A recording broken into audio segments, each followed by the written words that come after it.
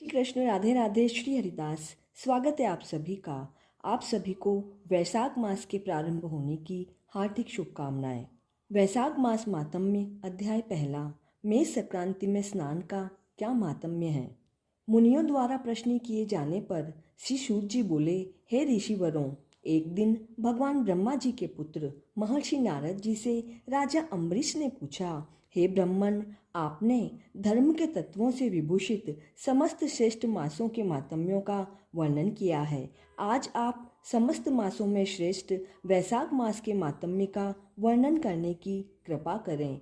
इस मास का सेवन कैसे करना चाहिए, किस देवता की पूजा करने से क्या श्रेष्ठ फल प्राप्त होता है, किन किन कृत्यों के करने से तथा किन दानों के देने से क्या लाभ होता है। आपने कहा कि यह मास भगवान विष्णु को अत्यंत प्रिय है, इसलिए भगवान विष्णु के पूजन में किन वस्तुओं का उपयोग करना चाहिए। आप मेरी जिज्ञासा को शांत करने के लिए इस विषय का कृपया विस्तार पूर्वक वर्णन करें। ऐसा सुनकर नारद जी ने कहा, हे राजन, सभी मासों का मातम्य भगवान विष्णु ने लक्ष्मी जी से वर्णन किया, वही भगवान ब्रह्मा जी ने मुझे सुनाया। अब मैं तुम्हें कहता हूँ, वैसे तो सभी मास श्रेष्ठ हैं, लेकिन भगवान विष्णु को कार्तिक, माघ और वैशाख मास सबसे अधिक प्रिय है।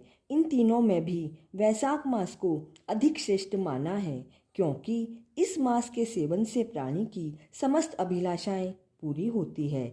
इस मास में धर्म, यज्ञ, तप, स्नान, व्रत आदि करने से प्राणी के सारे पाप नष्ट हो जाते हैं। देवता भी इस मास की प्रशंसा करते हैं तथा इसके सेवन को लालायित बने रहते हैं। जैसे विद्याओं में वेद, मंत्रों में प्रणव, वृक्षों में कल्प वृक्ष, गोओं में कामधेनु, नागों में शेष, पक्षियों में गरुड़, देवताओं में विष्णु, वर्णों में ब्राह्मण, प्रिय वस्तुओं में प्राण, मित्रों में भार्या, नदियों में गंगा, तेजधारियों में सूर्य, सशस्त्रों में सुदर्शन चक्र, धातुओं में स्वर्ण, वैष्णवों में शिव तथा मणियों में कौस्तुभ मणि सर्वश्रेष्ठ है। उसी तरह सभी मासों में वैशाख मास सर्वश्रेष्ठ है।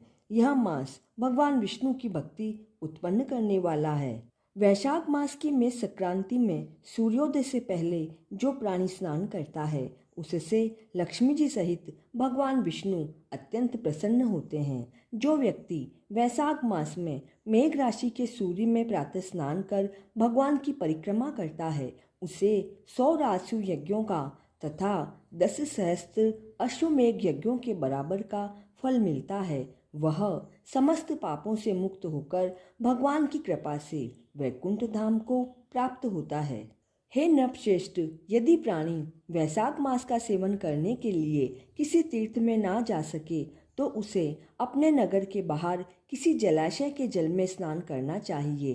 प्राणी के पाप उसे उसी समय तक त्रस्त करते हैं जब तक कि वह वैशाख मास का सेवन करते हुए स्नान नहीं करता। परम पुनीत वैशाख मास में भगवान विष्णु की आज्ञा से समस्त तीर्थों के अधित्राष्ट्र देवता सूर्योदय से 6 घड़ी तक जल के बाहर प्राणियों के कल्याणार्थ ठहरते हैं।